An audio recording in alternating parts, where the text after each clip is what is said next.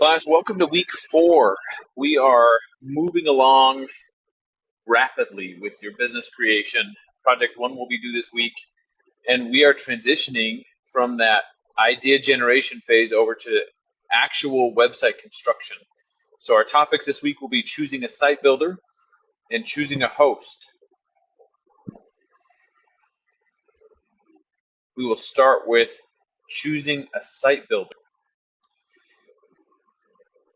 First, it's important to understand the difference between these two, site building and host, because a lot of times companies offer it in one package now. I want you to think of a site builder as, if we're going to compare it to a tangible business, that's building the actual building that houses your business. I use building twice in two different ways there, but constructing the actual building where you will house your business. Hosting is more like purchasing the land on which you are going to construct that building. So think of it in those terms. Your site builder is going to be something you interact with consistently. And the host or the hosting package you purchase is just going to be behind the scenes. That's basically purchasing space on a server somewhere where the data will be housed.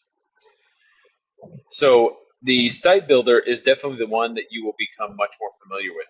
Now, as I mentioned, many of these site builders will also offer hosting packages, so be careful in that. You don't need to purchase a separate package with some of these site builders. I'm going to try and point this out for you to give you a bit of a leg up as you start this process.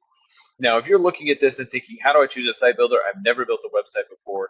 That is fine. A lot of these options are built with you in mind, specifically if you've never built before.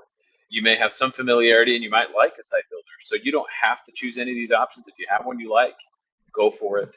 And one option that's not going to be listed here because it's so new are AI site builders. You may use one of those if you have one and you have confidence in it. They're very new. We have not vetted them for this course yet, but you are certainly permitted to use them if you would like. So with that being said, there's 3 main types of site builders we'll go over. One is just the drag and drop site builder. That is the simplest one.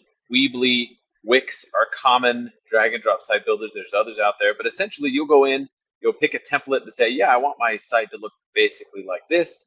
And then you can drag and drop your logo, your pictures, product links.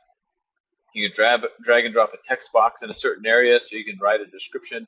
You got a lot of flexibility in that sense, but you're confined by the template.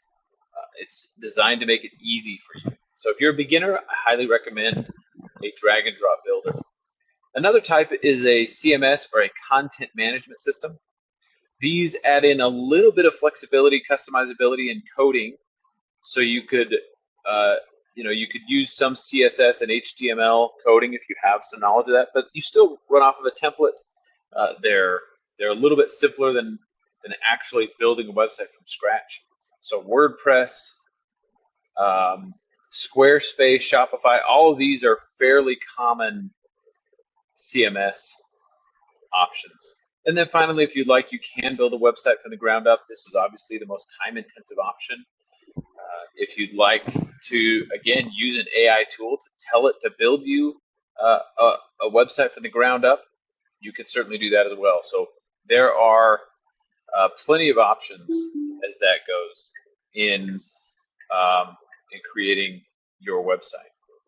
If you have questions on any of these, please let me know. I'm happy to go through these in more detail, but since there are videos and instruction on each of them, I don't want to spend too much time.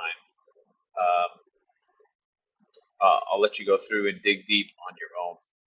You'll have a discussion board on choosing a site builder, and then again, you can see project 1 that's due. Let's jump into choosing a host. That has some similar but different. Oh, I'm sorry. I meant to go over one more thing. I made a mistake on here. I'm getting ahead of myself. You will, for your actual deliverable on this, you'll do a quantify and compare spreadsheet. So you'll take 3 site builders and develop 3 criteria and do your quantify and compare spreadsheet, and then a Word document that's at least 150 words in length and follows these instructions about which one you chose, why did you choose your criterion. Basically, defend your analysis and your ultimate choice. So the choosing a host assignment is very familiar to that.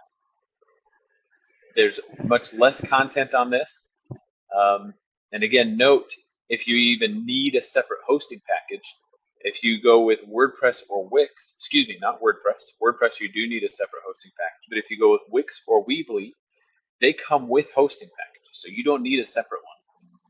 But you will do this assignment as if you are purchasing a separate hosting package. There's some information up top about what types of things you might look for in a host. And then, again, you'll develop your criterion of 3 different alternatives. You'll do your own research on different hosting companies. If your site builder also offers hosting, you can use them as one of your alternatives. Then develop your criterion, do your quantify and compare, and then instead of an essay, you go through and you'll answer these specific questions. I will share my experience specifically when I have had websites with a separate hosting package. I have not seen a lot of variation in performance. The main job of a host is to ensure your website is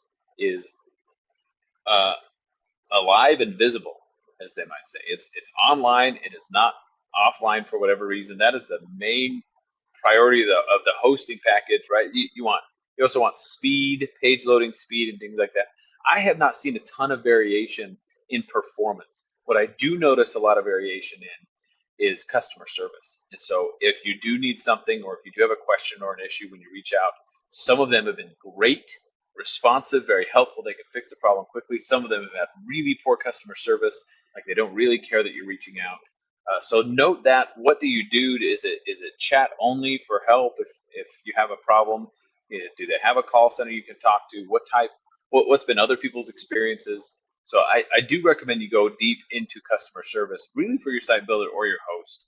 But that's been the main difference I've seen with hosting packages. So that will be it for this week. You'll have your reflection. Let me touch briefly on Project 2. There's a video on this just like there was on Project 1, so I don't want to do redundant information for you. I'll just point out when you create your website, there's really 3 main things I'm looking for. I know there's 5 tasks on here, but there's 3 main things I'm looking for. One, does it have an independent domain name? You have to purchase a domain name. It can't be .wordpress or .wix.com or .weebly.com. It's got to be its own domain name.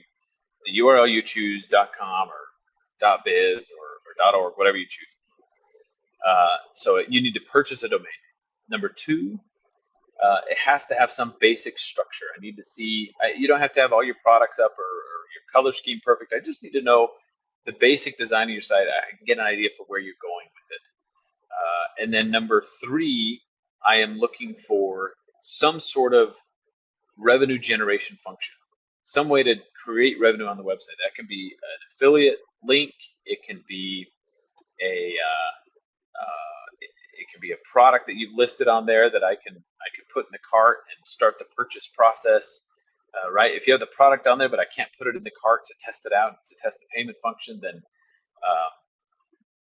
that doesn't count as having that set up. You need that some sort of revenue generation function set up. If you're doing ads on your site, take into consideration that can take a long time to get approved. But if that's going to be how you earn revenue, that works too.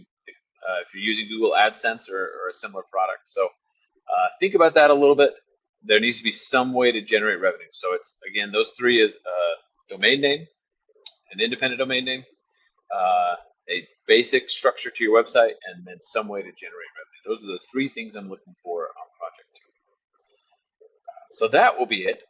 Let me know if there are any questions on this one. Thanks, everyone.